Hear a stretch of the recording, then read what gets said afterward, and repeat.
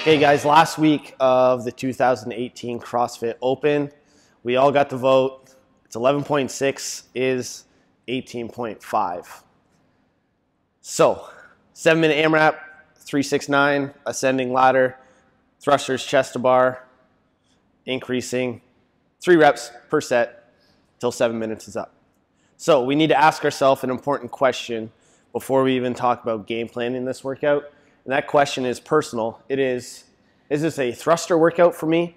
Is this a chest to bar workout for me? Or is this a test of elite fitness? There are huge differences between these 3 approaches, and we need to come up with a decision on each one.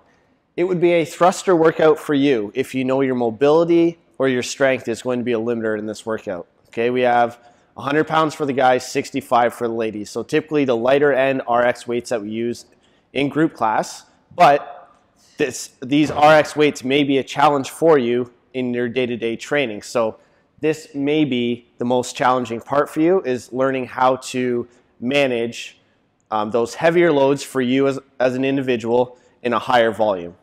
Or chest to bar, do I have this skill? A. B, am I proficient in this skill? So do I have consistent chest to bar sets of 5 or more as an example? Or can I do 20 unbroken butterfly chest to bar pull-ups, right? Where are you along that spectrum? Then if the thruster and chest to bar, you look at it, you're like, that's fine for both.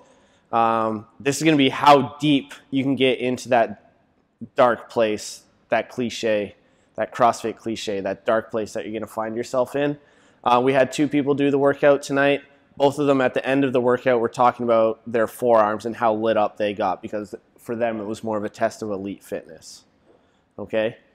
So once we have decided where we're at here, moving into our game plan for chest to bar. If this is hopefully our very first chest to bar ever, that's going to happen during this workout, then we're going to do 3 thrusters quickly, and we're going to spend the remaining time working on doing a perfect kipping chest to bar pull-up. It's going to be flawless, and your judge and your friends and everybody that's at the gym is going to help coach you through that first chest to bar pull-up. If you have chest to bar pull-ups in smaller volumes, or they're kind of hit and miss with you, I'm going to recommend singles right off the bat. Coming through, big hollow hop in, chest to bar, and drop. For grips, if you use gymnastics grips in training, use them in the open workout. If you don't use them in training, today is not the day to change what you're doing. If you tape your thumbs, all those little things, keep it the same.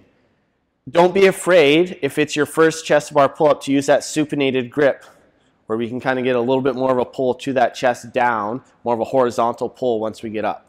Okay, don't be afraid of switching that grip up and giving that a shot in our warm-ups. Choosing an appropriate height for your pull-up bar is going to be important, one that you have to jump to a little bit and allows for that full kip to happen.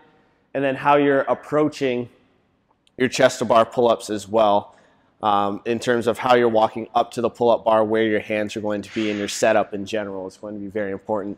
And the coach in that class can help you with that and watch your warm-up sets as you go through them and make sure we're hitting all the little details properly. We want to use our hips as much as possible right from the start. Okay, pop those hips as hard as you can. Use that kip to get yourself up to that bar. Whether you're trying to get that first one, you have singles, or you're doing big sets, get those hips going right away. Save your forearms a little bit, and definitely going to save your shoulders. Coming up with that breakup strategy that I've talked about kind of through this whole thing is going to be very important before, and then sticking to that plan right away. Even when you're excited and feeling really good at the beginning, remember your end goal for this workout is complete as many reps as possible in 7 minutes, not as many reps as possible in 1 minute. Set yourself up for success that way. With the thrusters, basic thruster 101, barbell resting on the shoulders, not in the hands. That extra squeeze and that extra strain on the shoulder, it's going to really tax the grip and tax your shoulders once you get back to the pull-up bar for your thruster or for your chest to bar pull-ups. Setting up a game plan of how you're going to drop from your pull-up bar to your bar is very important as well, to avoid any of those CrossFit procrastination tricks that we all have, right? Our walk around. Set your bar up so that when you drop from your pull-up bar, it's 1, 2, 3 steps, you're at your bar, pick it up and go. Okay? Or it's 1, 2, 3, you're standing there collecting yourself, then going. Doing a squat clean thruster on that first rep is a great idea as well. That way, we're not standing with that bar on our shoulders longer than we have to.